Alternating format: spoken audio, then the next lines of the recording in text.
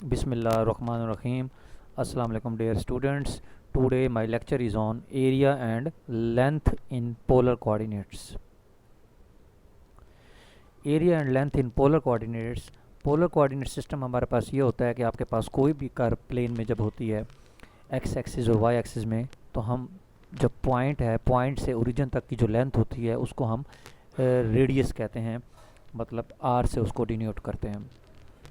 और वो जो रेडियस वेक्टर होता है, यानी ओरिजिन से लेकर उस पॉइंट तक का फासला आर, उसका जो एक्स एक्सिस के साथ जो एंगल बन रहा होता है वो थीटा होता है, जिसको हम मतलब थीटा से डिनोट करते हैं। आप अल्फ़ा भी ले सकते हैं, मतलब जो मर्ज़ी आप लेट कर लें।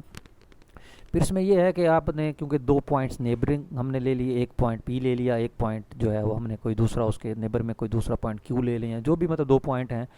तो आपके पास एक रेडियस वेक्टर आर हो जाएगा और उसके नेबर में जो होगा वो हम कोई दूसरा जो है मतलब आर प्लस डेल्टा आर भी कंसिडर कर सकते हैं। तो यानी समाल एक सर्कुलर सेक्टर बन जाएगा।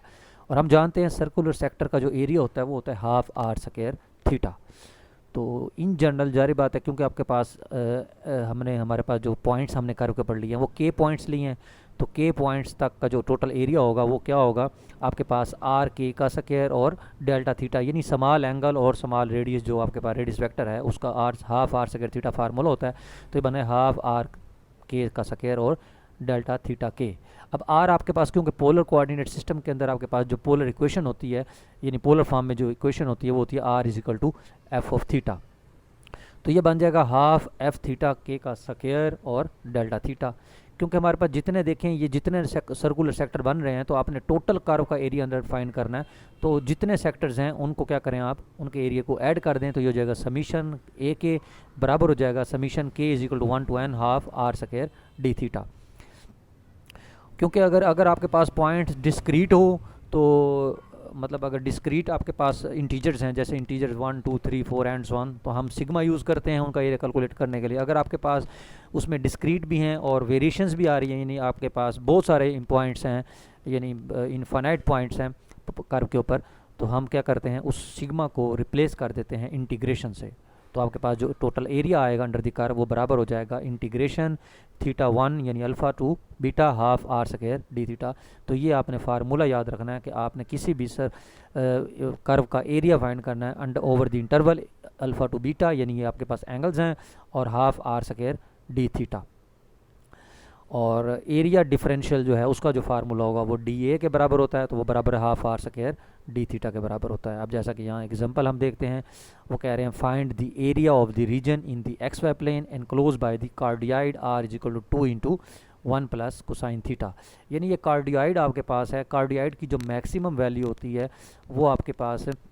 2a होती है, मतलब अगर क्योंकि जनरल फॉर्म उसकी होती है r is equal to a into 1 plus cosine theta, तो आपके पास यहाँ क्योंकि a होता है, a यहाँ उन्होंने 2 दिया हुआ है, तो कार्डियाइड की हमारे पास 4 शेप्स होती हैं, यानी लेफ़्ट मतलब नेगेटिव एक्सेस पर, इसी तरह पॉजिटिव एक्सेस पर, इसी तरह आपके पास वाई एक्सिस पर, उसी तरह नेगेटिव वाई एक्सिस पर कर्व बनती है। जैसे हमारे पास पैराबोला की 4 शेप्स हैं, इसी तरह कार्डियाइड की भी 4 शेप्स होती हैं। तो आपके पास इसकी मैक्सिमम वैल्यू जो होती है वो 4 होती है, और मिनिमम जो है वो तो हम 0 लेंगे। तो आप इस आर में अगर आप 0 पुट करें तो आपके पास कोसाइन थीटा की वैल्यू जो है वो -1 आती है। अगर हम उसकी मिनिमम वैल्यू लें तो कोसाइन थीटा की वैल्यू जो है -1 आ गई, तो कोसाइन -1 के ऊपर क्या होता है, वो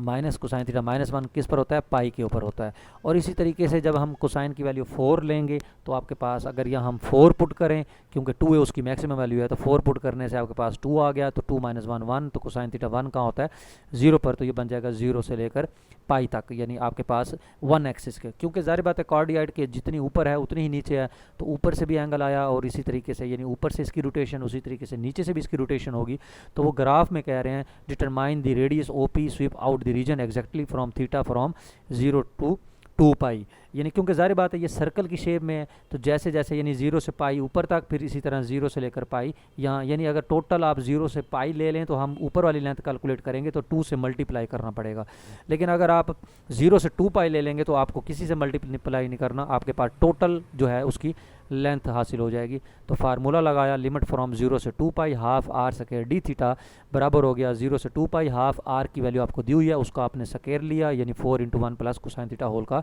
स्क्वायर। 2 4 से कैंसिल 2 हो गया, a प्लस बी का स्क्वायर एक्सपेंड किया, a square plus b square plus 2ab, तो 1 2 को मल्टीप्लाई किया, 2 1 2 2 2 4 कोसाइन थीटा, और कोसाइन स्क्वायर थीटा का जो है इंटीग्रेशन नहीं होती, इसलिए इसका डबल एंगल का फार्मूला यूज़ किया, 1 प्लस कोसाइन 2 थीटा ओवर 2, और वो 2 2 से कैंसिल हो गया, तो आपके पास ये एक्सप्रेशन आ जाती है, यानी 2 ये 3 जमा 4 cosine theta plus cosine 2 theta. तो अलग अलग आप इसकी इंटीग्रेशन लें, यानी 3 की इंटीग्रेशन 3 थीटा, 4 कोसाइन थीटा की इंटीग्रेशन 4 साइन थीटा, और कोसाइन 2 थीटा की sine 2 theta over 2, limit from 0 से लेकर 2 पाई। तो आपके पास जब लिमिट आ गई 0 से 2 पाई, तो आप फंडामेंटल थ्योरम के मुताबिक जब अपर लिमिट पुट करेंगे फिर माइनस लोअर लिमिट, तो आपके पास 6 पाई आंसर इसका कैलकुलेट हो जाएगा, यानी आपके पास जो एरिया है कार्डियाइड का वो 6 पाई है। इसी तरीके से अगर अब हमारे पास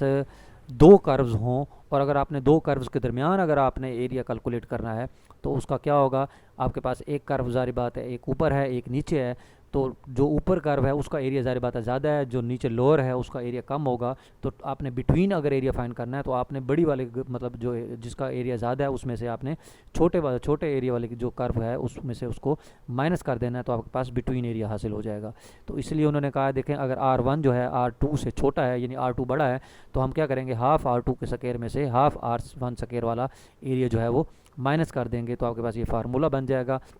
यानी दो कर्व्स के दरमियान अगर आपने एरिया कैलकुलेट करना है। इसी तरीके से हम नेक्स्ट देखते हैं, नेक्स्ट आपके पास जैसे क्वेश्चन है कि find the area of the region that lies inside the circle and outside the cardioid, यानी आपके पास दो कर्व्स दी हुई हैं, अगर आपको लिमिट्स नहीं दी हुई तो दोनों आर के बराबर हैं, आपने दोनों को इक्वेट करना है, यानी 1 को बराबर रख देना है 1 माइनस कोसाइन थीटा के, तो वहाँ से कोसाइन थीटा की वैल्यू 0 आ जाएगी। जब कोसाइन थीटा 0 आएगा तो कोसाइन कहाँ 0 होता है, आपके पास 90 के ऊपर भी और माइनस 90 के ऊपर भी, इसलिए उसकी जो लिमिट्स बनेगी वो माइनस 90 से लेकर प्लस 90 तक बनेगी। अब आपने देखना है इसमें से बड़ा कौन है, आप माइनस 90 और 90 में से कोई भी एक नंबर ले लें, 0 ले लें, तो आप दोनों में पुट करें। आपने 1 कोसाइन थीटा में जब 0 पुट किया तो R1 की वैल्यू 0 आ गई, और R2 तो वैसे फिक्स है 1 है, तो इसलिए R2 बड़ा है। तो हमारे पास जो फार्मूला बनेगा एरिया बिटवीन कर्व्स का, तो वो बनेगा हाफ R2 का स्क्वायर माइनस R1 का स्क्वायर। तो आपने हाफ वैसे ही R2 जो आपको दिया हुआ है आपने 1 की वैल्यू पुट की, और R1 की जो वैल्यू दी हुई है वो पुट करके स्क्वायर लेके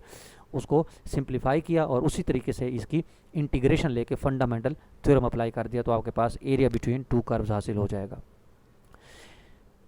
नेक्स्ट वो कहते हैं आपके पास कि आपने find all the points where the curve intersect the circle of radius this centered at origin, यानी आपके पास एक कर्व है ये और एक दूसरी कर्व है, एक सर्कल है जिसका रेडियस 2 स्क्वायर रूट है, सेंटर उसका ओरिजिन पर है, ये दोनों आपस में जहाँ इंटरसेक्ट करती हैं आपने वो बताना है। तो आपने r is equal to -2 square root एक कर्व ले लिए, एक आपको गिवन है, दोनों आप उनको इक्वेट करें, और इक्वेट करके आप वहाँ से थीटा की वैल्यू कैलकुलेट कर लें, तो ये आपके पास थीटा हासिल हो जाएगा जहाँ ये मतलब दोनों जो हैं इंटरसेक्ट कर रही हैं। तो ये थीटा की वैल्यू आप इसमें भी पुट कर दें और इसमें भी पुट कर दें, तो आपके पास ये कोऑर्डिनेट हासिल हो जाएंगे जहाँ वो लाई करते हैं।